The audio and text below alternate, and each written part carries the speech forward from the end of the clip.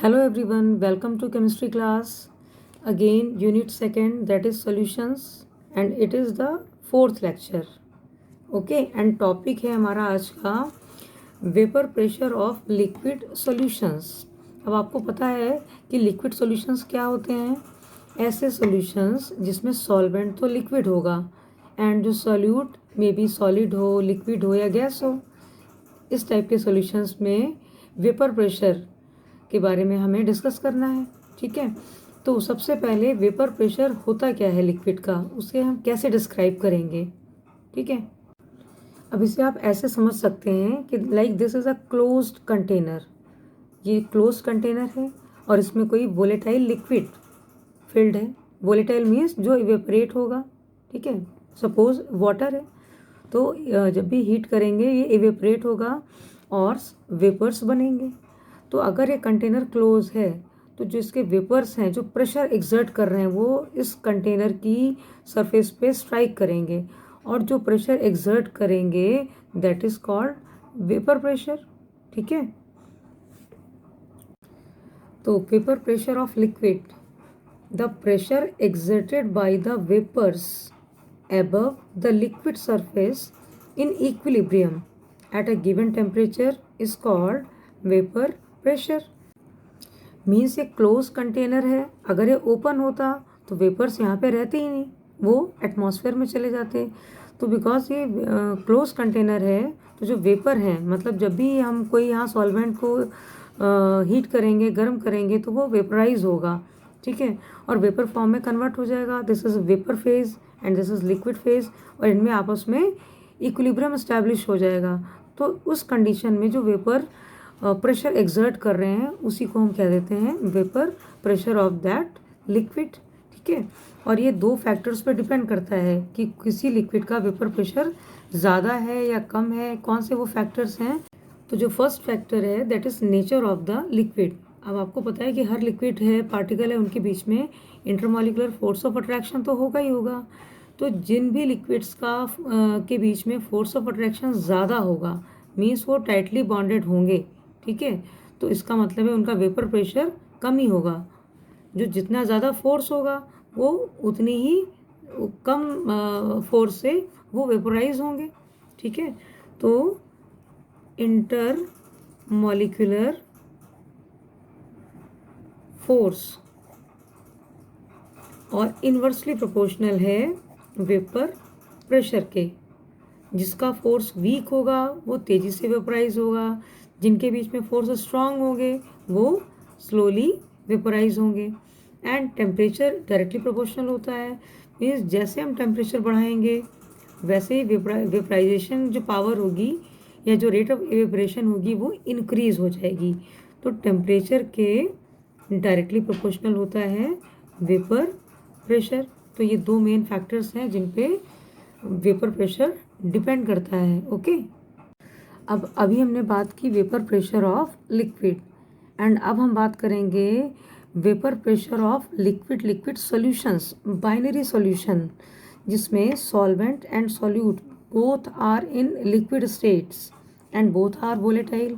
दोनों ही वोलेटाइल हैं, दोनों ही इवेपोरेट होंगे। एंड उस केस में किस तरीके से हम जो सॉल्यूशन का वेपर प्रेशर कैसे फाइंड आउट करेंगे, तो इसमें राउल्ट्स लॉ हमें डिस्कस करना है। ठीक है, सो नाउ राउल्ट्स लॉ। तो फ्रेंच केमिस्ट थे FM राउल्ट। क्या उन्होंने बताया? Raoult states that at a given temperature for a solution of volatile liquids, very important, volatile liquids, partial pressure of each component in solution is equal to the product of vapor pressure of pure component and its mole fraction। मतलब जो volatile liquids हैं, दो liquids हैं, दोनों ही volatile हैं, दोनों का ही वेपर प्रेशर होगा। तो सपोज अगर एक कंटेनर, क्लोज कंटेनर में दोनों लिक्विड्स हैं तो उन दोनों लिक्विड्स का अपना खुद का कुछ ना कुछ प्रेशर होगा ही। तो जो अपना खुद का प्रेशर इन सॉल्यूशन है that is called partial pressure of component in solution, that is P। ठीक है, P। और किसके इक्वल है ये? Is equal to the product of vapour pressure of pure component, vapour pressure of pure component, that is P not, P not for pure solvent, pure component, and किसका and its mole fraction, जो mole fraction होगा उसके। तो ये है क्या है? P is the partial vapour pressure, partial vapour pressure, और P नॉट क्या है? ये है vapour pressure in pure state या vapour pressure of pure solvent, and X is mole fraction, mole fraction. ये तो हो गई जनरल बात, बट जब हम बात कर रहे हैं टू लिक्विड्स की, टू वोलेटाइल लिक्विड्स की, इट मीन्स हमारे पास सपोज दो लिक्विड्स हैं, एक है A लिक्विड और दूसरा है B, ठीक है। For liquid A, for A component,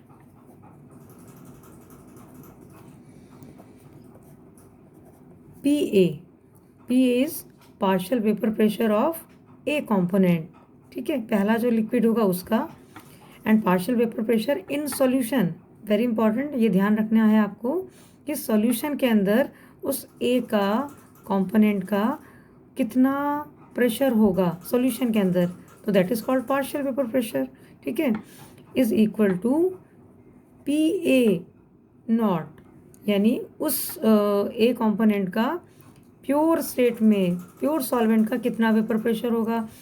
ये तो है इन सॉल्यूशन और ये है उसका खुद का vapour pressure, and mole fraction भी A का ही होगा, ठीक है।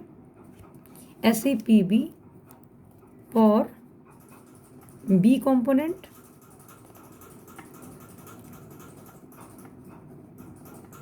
that is PB is equal to PB not into XB। तो PB क्या है?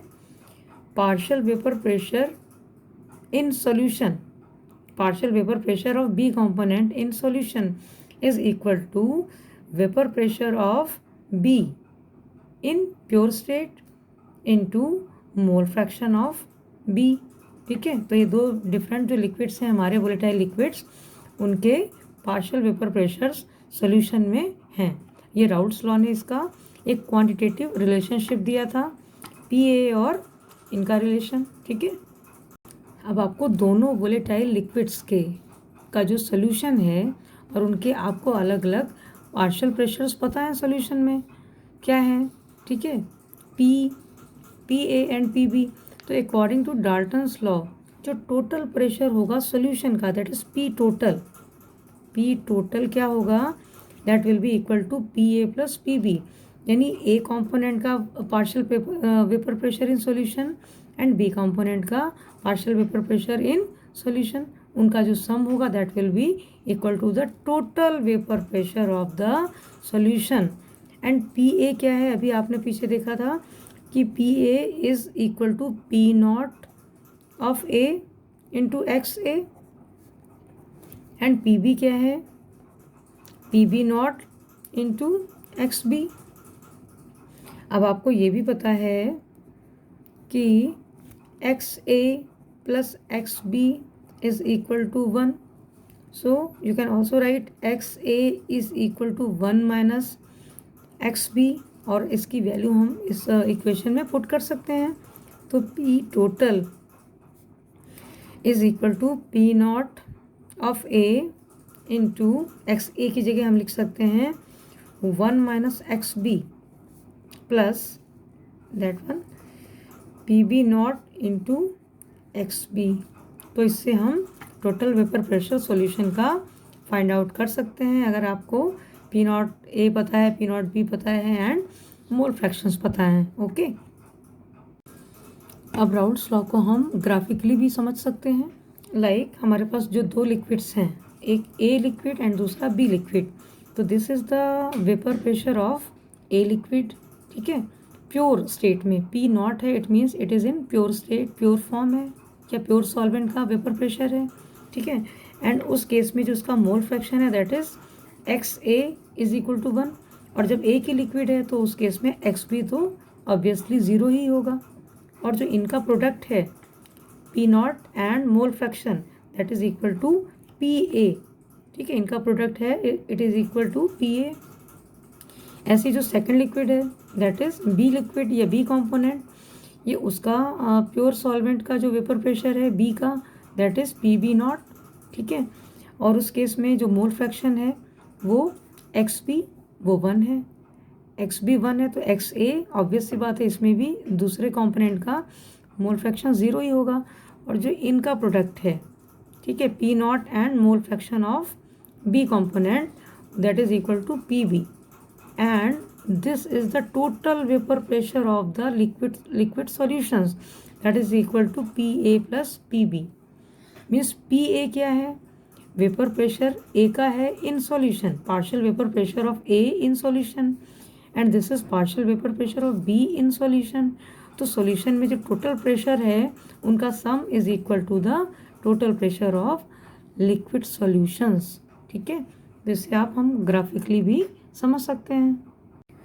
वन मोर एग्जाम्पल, सपोज ये जो क्लोज कंटेनर है और इसमें जो दो लिक्विड्स हैं, liquid A and liquid B, अगर इनकेस वो दोनों ही वोलेटाइल हैं जैसा अभी मैंने एक्सप्लेन किया था, तो वो दोनों ही वेपराइज होंगे, ठीक है, सेम रेट से, या थोड़ा सा उनमें चेंज हो सकता है कि किसकी कितनी वोलेटाइल पावर ज़्यादा है वो उतनी तेज़ी से वेपराइज होगा, बट होंगे तो दोनों ही।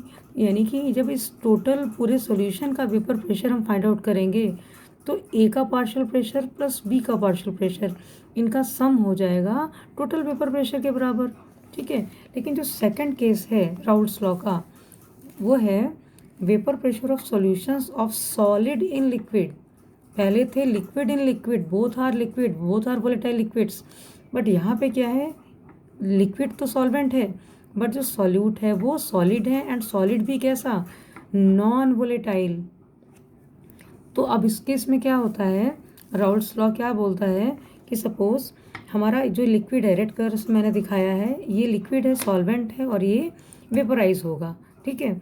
लेकिन अगर सपोज इसमें कोई नॉन वोलेटाइल सोल्यूट डालते हैं, नॉन वोलेटाइल सोल्यूट, अब जब नॉन वोलेटाइल बोला जा रहा है इट मीन्स वो वेपराइज नहीं होगा और होगा भी नहीं, और जो टोटल सॉल्यूशन का वेपर प्रेशर कितना होगा, जो एक्सपेक्टेड होगा उससे कम होगा, बिकॉज अब सरफेस एरिया यहाँ पे जितनी भी जो पार्टिकल्स पहले सिर्फ सॉल्वेंट्स के होते थे, लेकिन अब यहाँ पे सरफेस पे सॉल्यूट के पार्टिकल्स भी आ गए, तो इनकी जो एस्केपिंग टेंडेंसी होगी वेपर्स की, मतलब जो ऊपर जाने की टेंडेंसी होगी वो रुक जाएगी, क्योंकि सरफेस एरिया तो सॉल्यूट ने भी काफ़ी ऑक्यूपाई कर लिया है, तो अब इनको उतनी जगह ही नहीं मिलेगी। तो इट मीन्स जो भी सॉल्यूशन का वेपर प्रेशर होगा वो बिकॉज ऑफ सॉल्वेंट के वेपर प्रेशर के बराबर होगा, और वो भी सॉल्यूशन का वेपर प्रेशर लेस होगा as expected because of non volatile solute. अगर वोलेटाइल होता तो दोनों मिलके रेट ऑफ इवेपोरेशन को बढ़ा देते, बट बिकॉज ये नॉन वोलेटाइल है तो सॉल्यूशन के वेपर प्रेशर में कुछ ना कुछ कमी आ जाएगी, ठीक है।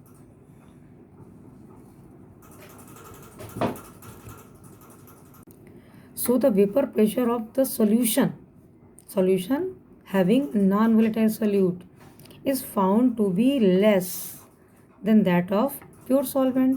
मतलब जो वेपर प्रेशर प्योर सॉल्वेंट का होना चाहिए था उससे भी कम सॉल्यूशन का वेपर प्रेशर हो जाएगा, क्योंकि वहाँ पे नॉन वोलेटाइल सोल्यूट आ गया है।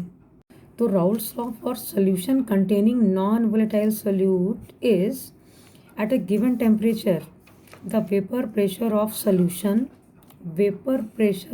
solution containing non-volatile solute is directly proportional to the mole fraction of solvent, means PA is equal to PA naught into XA। ये तो पहला कंपोनेंट हो गया जो लिक्विड है, जो वोलेटाइल है, ठीक है। लेकिन अगर हम बात करते हैं PB की, तो B जो कंपोनेंट है वो नॉन वोलेटाइल है, नॉन वोलेटाइल सोल्यूट है, तो उसका तो वेपर प्रेशर होगा ही नहीं, ठीक है, वो वेपराइज ही नहीं होगा क्योंकि वो नॉन वोलेटाइल है। मीन्स जो सोल्यूशन का वेपर प्रेशर होगा that is only because of that A component, means P solution